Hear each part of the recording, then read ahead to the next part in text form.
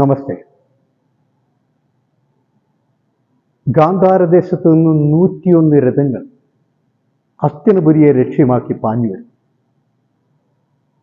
ആ രഥങ്ങൾക്കൊപ്പം ഒരു ചെറിയ അശ്വസേന, ആ രഥത്തിലുള്ള രാജകുമാരന്മാരെ പരിചരിക്കാൻ വേണ്ടിയുള്ള സേവകർ, അങ്ങനെ ഒരു കൂട്ടം രഥങ്ങളും കുതിരപ്പുറത്തുള്ള സൈനികരുമൊക്കെ ആയിട്ട് അവരുടെ സംഘം ഹസ്തിനപുരിയെ ലക്ഷ്യമാക്കി വരുന്നു.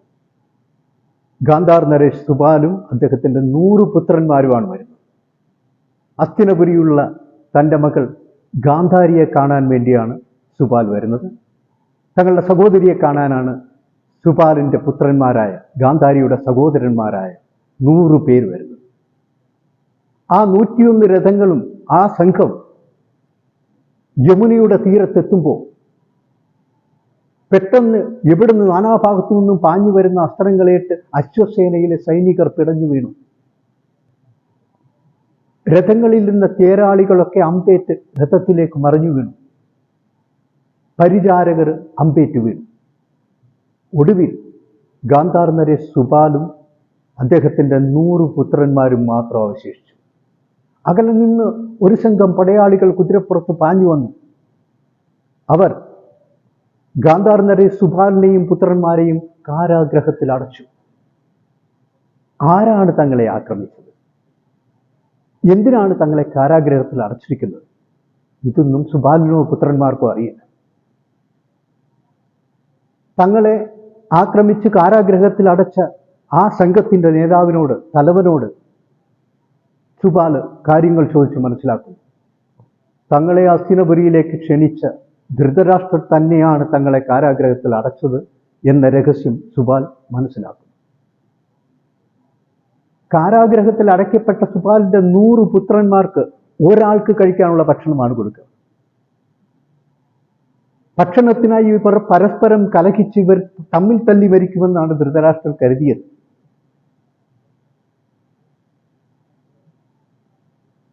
ധൃതരാഷ്ട്രരുടെ ഈ ലക്ഷ്യം മനസ്സിലാക്കിയ, ഈ ചതി മനസ്സിലാക്കിയ രാജാ സുപാൽ തൻ്റെ പുത്രന്മാരെ അരികിൽ വിളിച്ചു. തൻ്റെ പുത്രന്മാരോട് പറഞ്ഞു, ഈ കാരാഗ്രഹത്തിൽ നിന്ന് നമ്മൾ ജീവനോടെ രക്ഷപ്പെടില്ല. നമ്മളെ ഈ കാരാഗ്രഹത്തിലിട്ട് വധിക്കാൻ തന്നെയാണ് ധൃതരാഷ്ട്രരുടെ ലക്ഷ്യം. അതുകൊണ്ട് 100 പേർക്ക് നിങ്ങൾ 100 പേർക്ക് തരുന്ന ഭക്ഷണം, 100 പേർക്ക് തരുന്ന ഭക്ഷണം ഒരാൾക്കുള്ള ഭക്ഷണമാണ്. ആ ഭക്ഷണം നിങ്ങൾ ശകുനിക്ക് കൊടുക്കണം. നമ്മളോട് ചെയ്യുന്ന ഈ ക്രൂരതയ്ക്ക് പകരം വീട്ടാൻ, ഹസ്തിനപുരിയോട് പകവീട്ടാൻ, ധൃതരാഷ്ട്രത്തോട് പകവീട്ടാൻ ഒരാൾ ജീവനോടെ വേണം. അത് ശകുനിയാണ്. ശകുനിക്കതിന് കഴിയും. അതുകൊണ്ട് ഒരാൾക്ക് ലഭിക്കുന്ന ഭക്ഷണം നിങ്ങൾ ശകുനിക്ക് കൊടുക്കണം. പിതാവിന് ദൈവത്തെ പോലെ കരുതുന്ന ഒരു കാലഘട്ടം. സുപാലിൻ്റെ പുത്രന്മാർ അദ്ദേഹത്തിൻ്റെ വാക്കുകൾ അനുസരിക്കാൻ തയ്യാറായി. അന്നു മുതൽ ഒരു നേരത്തേക്ക് ഒരാൾക്കുള്ള ഭക്ഷണം കിട്ടുന്ന ഭക്ഷണം അവർ ശകുനിക്ക് കൊടുത്തു.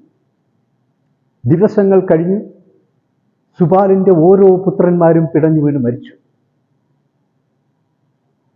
ഒടുവിൽ ശകുനിയും ഗാന്ധാർ നരേഷും സുപാലും മാത്രം അവശേഷിച്ചു. ശകുനി വളരെയധികം കഷ്ടത്തിലായിരുന്നു. കാരണം വിശന്നു പൊരിഞ്ഞിരിക്കുന്ന തൻ്റെ സഹോദരന്മാരുടെ മുമ്പിലിരുന്ന് കണ്ണുനീരിട്ട് വീണ ഭക്ഷണമാണ് ശകുനി കഴിച്ചത്. അത്രത്തോളം വിഷമമാണ്. അതേപോലെ പിടഞ്ഞു വീണ ഗാന്ധാർ നരേഷിൻ്റെ ഓരോ പുത്രന്മാരെയും കയ്യിലും കാലിലും തൂക്കിയെടുത്ത് യമുനയിലേക്ക് എറിയുകയായിരുന്നു. അന്ത്യകർമ്മങ്ങൾക്ക് പോലും അവകാശമില്ലാത്ത, അന്ത്യകർമ്മങ്ങൾക്ക് പോലും വിധിയില്ലാത്ത തൻ്റെ സഹോദരങ്ങളെ ഓർത്ത് ശകുനി വിലപിക്കുമായിരുന്നു. ഒടുവിൽ ശകുനിയും സുപാലും മാത്രം അവശേഷിച്ചു. ഗാന്ധാർ നരേഷ് സുപാൽ ശകുനിയെ അരികിൽ വിളിച്ചു. ശകുനി, നിന്റെ സഹോദരന്മാർ പിടഞ്ഞു വീട് മരിച്ചത് നിന്റെ മുമ്പിലാണ്. ധൃതരാഷ്ട്രരോട് ഇതിന് പകരം ചോദിക്കാൻ നിനക്ക് കഴിയും. ഞാൻ മരിക്കും. എൻ്റെ അസ്ഥി കൊണ്ട് നീ പകിട ഉണ്ടാക്കണം. ആ പകിട നിന്നെ സഹായിക്കും. നിന്റെ ലക്ഷ്യത്തിൽ ആ പകിട നിന്നെ എത്തിക്കും. ഞാൻ മരിക്കുമ്പോൾ എൻ്റെ അസ്ഥി കൊണ്ട് നീ പകിടയുണ്ടാക്കണം. ആ പകിട നിനക്ക് വഴികാട്ടിയാവും. ആ പകിട നിന്നെ നിന്റെ ലക്ഷ്യത്തിലെത്തിക്കും.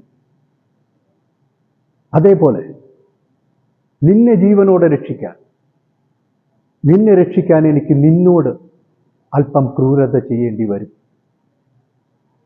പെട്ടെന്ന് പിടഞ്ഞുണർന്ന സുപാല് ശകുനിയുടെ വലതുകാലിൽ പിടിക്കുക. വലതുകാലിൽ പിടിച്ച് ഒരു വശത്തേക്ക് ചരിച്ച് തിരിക്കുക. ഒരലർച്ചയോടെ ശകുനി താഴെ വീണു. നിറകണ്ണുകളുമായി എഴുന്നേറ്റ് നിൽക്കുന്ന ശകുനിക്ക് കാലുകൾ നിലത്തുറപ്പിക്കാൻ കഴിയുന്നില്ല. അസഹ്യമായ വേദന. സുപാൽ പറഞ്ഞു, കാലിന് സ്വാധീനമില്ലാത്ത നിന്നെ ധൃതരാഷ്ട്രർ വധിക്കില്ല. നിന്റെ ജീവൻ രക്ഷിക്കാൻ കഴിയുമെനിക്ക്. അതിനാലാണ് ഞാൻ അങ്ങനെ ചെയ്തത്. അതുമാത്രമല്ല, ഇനി അങ്ങോട്ട് നീ ഓരോ ചുവട് വെക്കുമ്പോഴും നിനക്ക് വേദനിക്കും. ആ വേദനിക്കുന്ന നിമിഷങ്ങളിൽ നിന്റെ മനസ്സിലേക്ക് എന്റെയും നിന്റെ സഹോദരന്മാരുടെയും ഈ കാരാഗ്രഹത്തിന്റെയും രൂപം വരും. അത് മനസ്സിലാക്കാൻ വേണ്ടിയാണ് അത് ചെയ്തത്. ഗാന്ധാർ നരേഷ് സുപാല് അവിടെ നിന്ന് കാവൽക്കാരുടെ അടുത്ത് ധൃതരാഷ്ട്രർക്ക് ഒരു സന്ദേശം അയക്കും. കാലിന് സ്വാധീനമില്ലാത്ത എൻ്റെ ഇളയ പുത്രൻ, അവനോട് ദയ കാണിക്കും, അവനോട് കരുണ കാണിക്കും, അവനെ ജീവനോടെ വിടണം.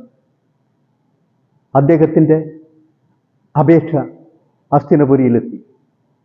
കാരാഗ്രഹത്തിൽ സുപാല് മരിച്ചു. കാലിന് സ്വാധീനമില്ലാത്ത ഒരു ബാലൻ നാളെ ഹസ്തിനപുരിക്ക് ഭീഷണിയാവില്ല എന്ന് ധൃതരാഷ്ട്രർ തിരിച്ചറിഞ്ഞു ശകുനിയെ മോചിപ്പിക്കാൻ തീരുമാനിച്ചു. കാരാഗ്രഹത്തിന്റെ വാതിലുകൾ തുറന്നു. ശകുനി മോചിതനായി. കാരാഗ്രഹത്തിന്റെ വാതിലിൽ നിന്ന് പുറത്തു വന്ന ശകുനി അകത്തുപോയി തൻ്റെ പിതാവിൻ്റെ ശരീരമെടുത്ത് തോളിലിട്ട് അവിടെയുള്ള ഒരു രഥത്തിൽ കൊണ്ട് കിടത്തി. ആ രഥത്തില് തേരാളിയുടെ ഇരിപ്പിടത്തിൽ കയറിയിരുന്നു. കടിഞ്ഞാണെടുത്ത് കയ്യിൽ വെക്കുമ്പോൾ ശകുനി ഒന്ന് തിരിഞ്ഞു നോക്കി. അങ്ങകലെ തല ഉയർത്തി നിൽക്കുന്ന ഹസ്തിനപുരം കൊട്ടാരത്തിന് നേരെ ഒന്ന് നോക്കി.